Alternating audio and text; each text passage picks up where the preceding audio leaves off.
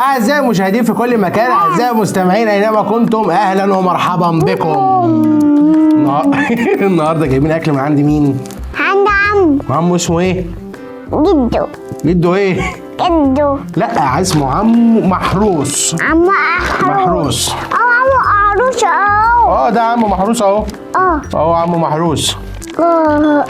أكل مصري. أكل مصري. بشياكة. شياكة. دي شياكة. والله الباكج حلو يعني. الباكج حلو. ده عمو محروس. احنا لقينا بقى ايه معمول قلق على عمو محروس ده. فقلنا نجيبه بقى ايه نجربه. صح ده باكج 6 سندوتشات. بس انا الطخ. مش عارفه تفتح ازاي دول.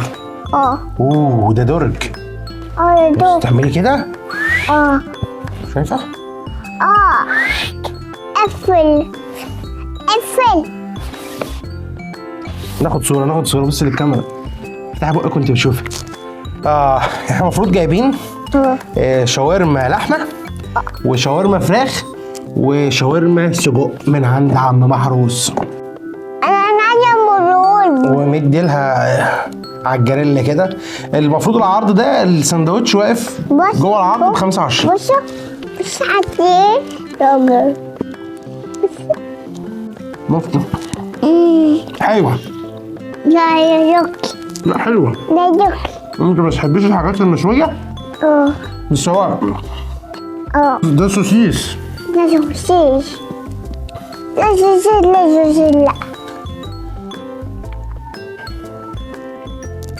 ندوق السوسيس؟ ادوق سوسيس. مش هتدوقي معايا؟ لا ادوق معاك.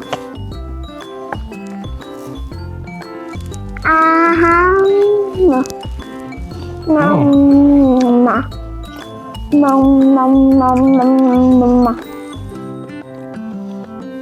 السوسيس؟ ده شاورما. يعني تاخدوا بالكم منها ولا لا؟ يعني الشاورمية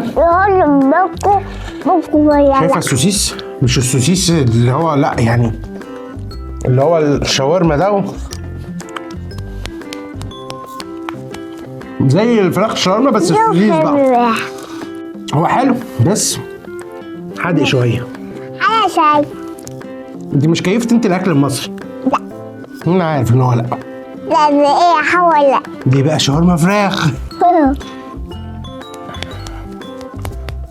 باين عندكم؟ من عندكم؟ باينة؟ باينة. نحب دوت. نخليك منه.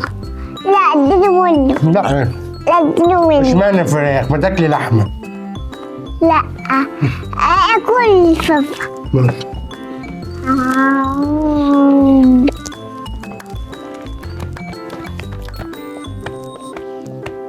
يعني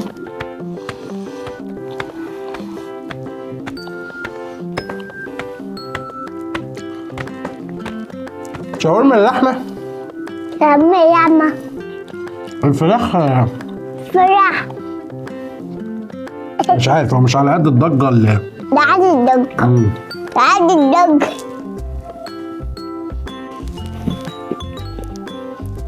كلي بقى. اسكيب ايدك.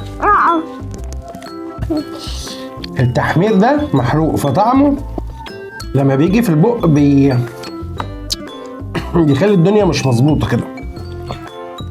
هي التجربة دي مش هي في المجمل. هو باين. هو مش عاجبك ليه؟ لا ويوكي. انا عايزه اكل. طب ما تاكلي. خدي اهو.